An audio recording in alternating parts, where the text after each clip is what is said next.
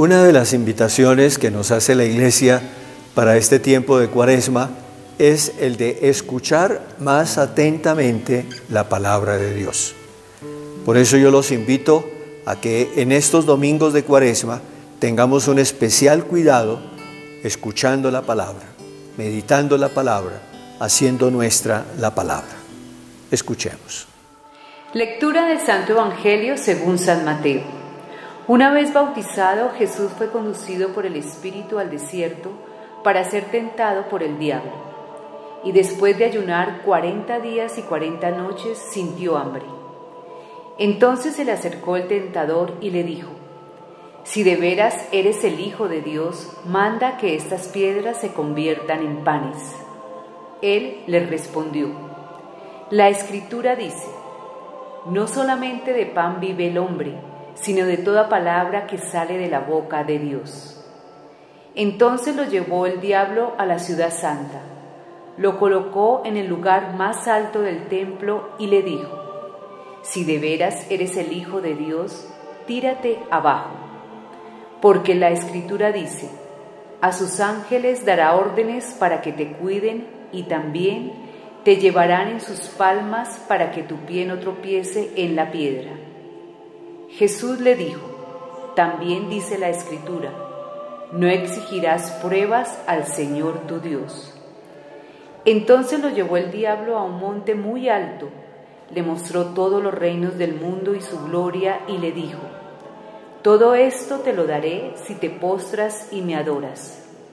Entonces le dijo Jesús: «Lejos de aquí, Satanás, porque la Escritura dice, al Señor tu Dios adorarás y solo a Él lo servirás». Enseguida el diablo lo dejó y se acercaron unos ángeles y se pusieron a servirle. Palabra del Señor. En este primer domingo de Cuaresma se nos presenta un pasaje misterioso realmente de la vida de Cristo nuestro Señor. En los Evangelios, ahora acabamos de escuchar el relato de San Mateo, se nos dice cómo el Señor Jesús fue llevado por el Espíritu al desierto y allí ayunó durante 40 días y al final del ayuno fue tentado por el demonio. ¿Qué significa todo esto? ¿Qué significa todo esto? Hay un sentido profundo y es este: nosotros los seres humanos somos permanentemente tentados. ¿Qué significa la tentación? Significa que el mal se nos presenta con la apariencia de bien. Por ejemplo, el mal se nos presenta como aquello que corresponde, que satisface nuestros anhelos, nuestros deseos. Por ejemplo, el dinero. El dinero aparece como aquello que nos puede dar seguridad, que nos puede dar solidez.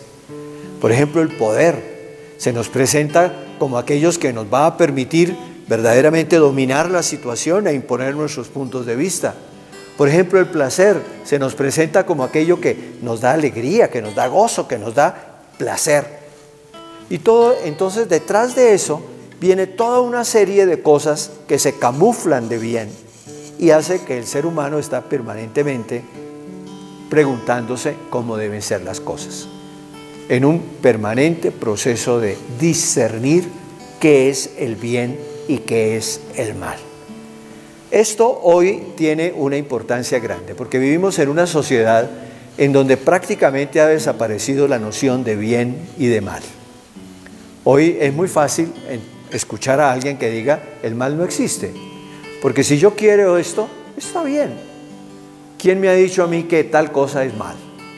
¿Quién me lo prohíbe? Nadie. Si a mí me gusta, si a mí me hace bien, si a mí me da gusto y placer, entonces está bien. Y por lo tanto, la gente ha ido perdiendo totalmente el sentido del mal. Y al perder el sentido del mal, indudablemente que se introduce el mal con toda la fuerza en todos los campos de la vida humana y en todos los campos de la vida social.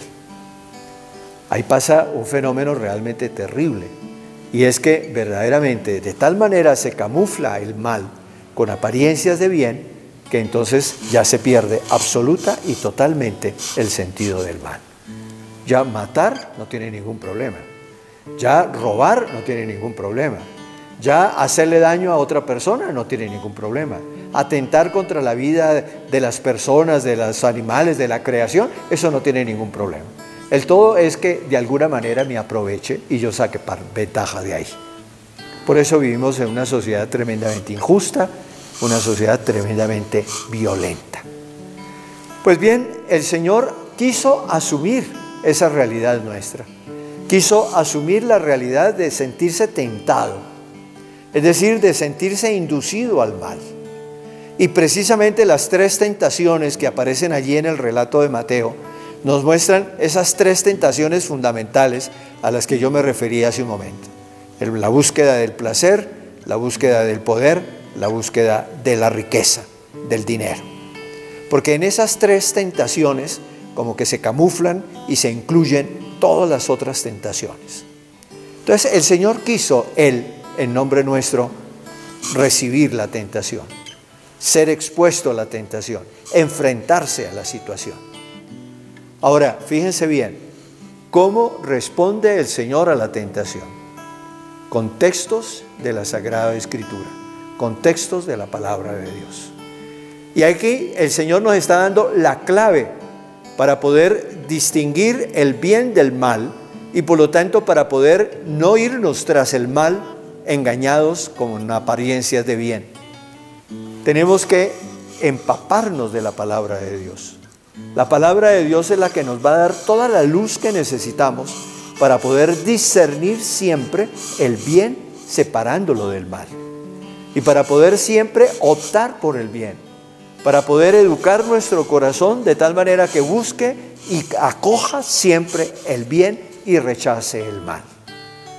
Esto es un proceso que tiene que durar a lo largo de toda la vida. Por eso la Iglesia nos propone permanentemente la palabra de Dios. Estamos recibiendo siempre esa palabra de Dios, de una manera especial los domingos y de una manera especial en estos tiempos fuertes como la Cuaresma, como la Pascua. Hay que escuchar la palabra y con la palabra vamos a ir adquiriendo la luz que necesitamos para poder discernir siempre lo que es bien, lo que es mal. Yo quiero terminar citando a Isaías, el profeta Isaías. En algún momento el profeta dice: ay de aquellos que llaman al bien mal y al mal bien. Eso es lo que nos pasa hoy en día. Tergiversamos todo. Hacemos una mezcla de todo, borramos los límites, borramos las fronteras del bien y del mal y entonces vivimos en un mundo absolutamente incapaz de discernir el bien y por lo tanto vivimos en un mundo de injusticia y de violencia. En este tiempo de Cuaresma, hagamos un esfuerzo grande por acercarnos a la palabra de Dios.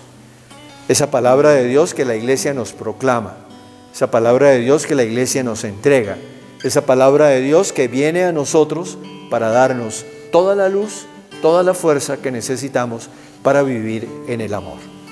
Acojamos la palabra. En el nombre del Padre, y del Hijo, y del Espíritu Santo. Amén.